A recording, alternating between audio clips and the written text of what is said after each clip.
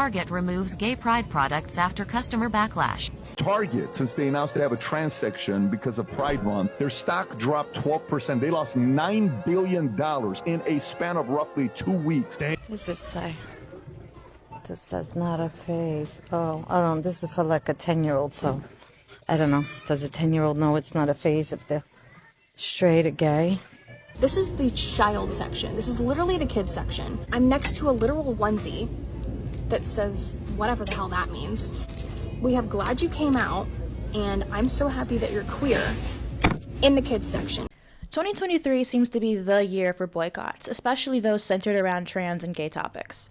The biggest one, I think, is for Dylan Mulvaney with Bud Light, which has created a huge host of problems for the company, and basically has ended up with a lot of jobs laid off, a lot of product left unsold, and I don't know if the company can really pull itself back after this one, especially because their decision went against what the values of their customer base was.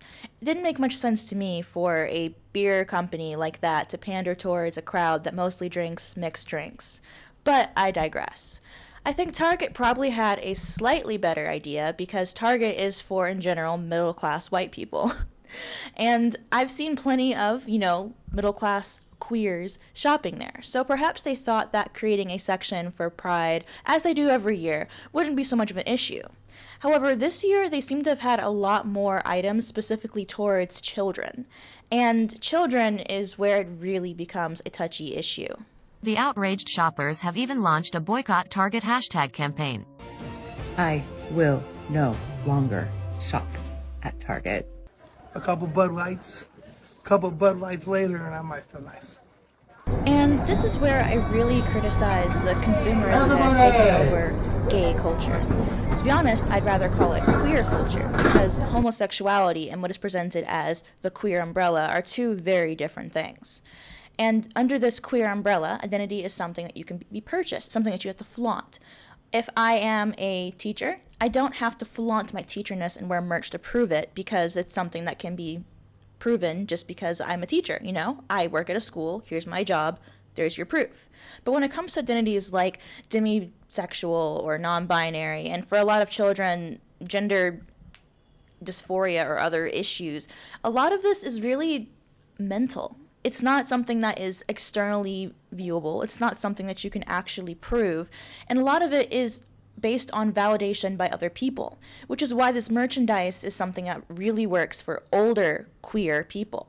They feel a need to buy the pens, the pronoun badges, the flags, all these different things because they're not actually gay. A lot of these people are straight and they really enjoy pretending to be gay. They enjoy pretending to be of a marginalized class because it makes them feel special and less guilty about being white or middle class or what have you. And the issue is that Target doesn't seem to realize that adults can do that. Adults can go buy shitty merchandise for any myriad of things. People buy merchandise for really shitty fandoms, and gender is basically a fandom. But when it comes to children, the children are not the ones directing where the money is being spent. That's something that their parents dictate.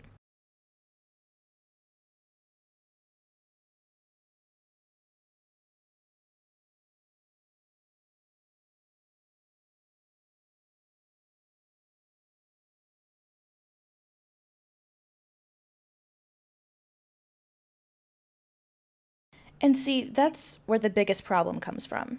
Being gay is not having rolled up jeans or drinking iced coffee or having a specific haircut or wearing a flag. Being gay is a sexuality that occurs even in a vacuum. It occurs in all animal kingdoms. It occurred before we had Target. It occurred before we had all these stores. We had communities. We had a culture. And right now, there is none. Right now, all we have is products. Products being sold to you because suddenly being gay is trendy in some circles. And because it's being pushed like this, it has increased the amount of discontent with the LGBT umbrella. And I grudgingly add on the T because that's what everyone else likes to do.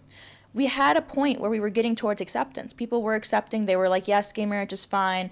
Doesn't really bother me, whatever. And now we're going backwards because of the lumping together of this consumerist, capitalist explanation of what homosexuality is.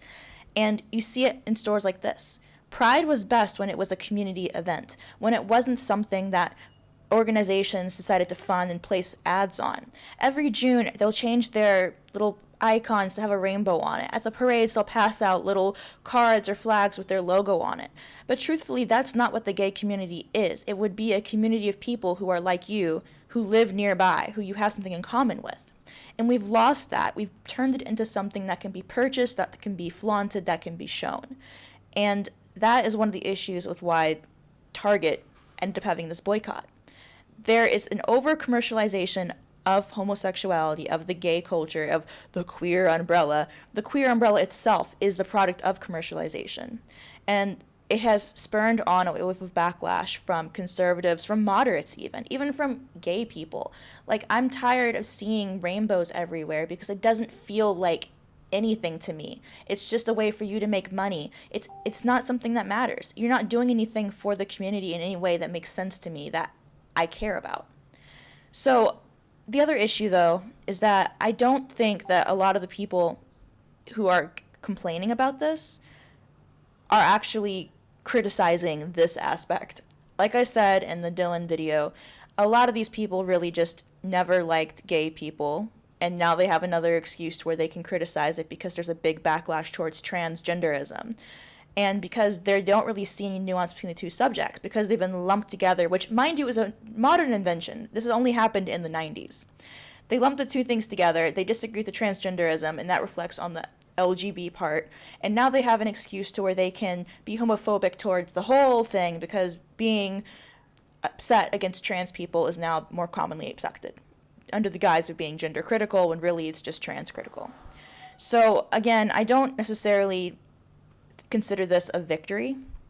I think that it's just a thing that happened. Target was boycotted and they took away some of their merchandise. I think their merchandise was shitty anyways and I wasn't going to buy it.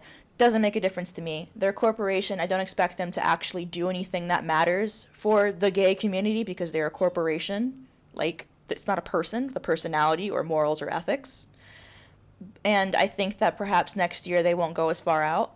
But I don't think this is a victory because it really just shows to me that there's a lot of people out there who still just have an issue with gay in general. It's not the consumerism, it's not the misogyny within the queer umbrella, it's not that they see queer and gay as two different things, it's just they see everything as just being gay. And they have an issue with that at its heart. This, dear viewers, is where we part. If you have any comments, questions, or concerns, let me know in the comment section down below. I've been in Cambodia since, like, May, so I was not around in Pride Month. There was a few Pride events here, and I'll tell you what, the community here is a lot different than in the U.S. Like, there's an actual community. Like, I can recognize faces. I know people. There's specific clubs and hangouts that I can go to meet individuals. There's an actual sense of belonging somewhere that I did not have in the U.S. I've already mentioned that I've been to Pride only one time because I was so excited. My mom always said to me that, like, when you grow up, you'll find, like, a gay family, and they'll take you in and, you know, give you advice and all this stuff because she was still pretty uncomfortable with me being gay. And she meant it in the nicest way possible. But going to Pride, what I saw was corporations giving out merchandise, Uber giving out some free vouchers. There was a Kesha concert, so half the people there weren't even there for the Pride activities, they were there to see Kesha. All in all, I think I met like 2 lesbians. Everyone else was there was bisexual with a male partner, or was straight and there to support their friends, or something similar. And so this has been a problem that's been building up for a long time. It's nothing new. I've always been really, really annoyed at the pride flags thing. Like, I've never found them to be cool or cute. They just feel really, really commercialist, like another excuse to, like, have Harry Potter houses, basically. But seeing this kind of thing going on, it's just the inevitable destination that we've been heading along since 2015. Like I said, if you have any comments, questions, leave them down below, and I'll see you guys next time. Bye.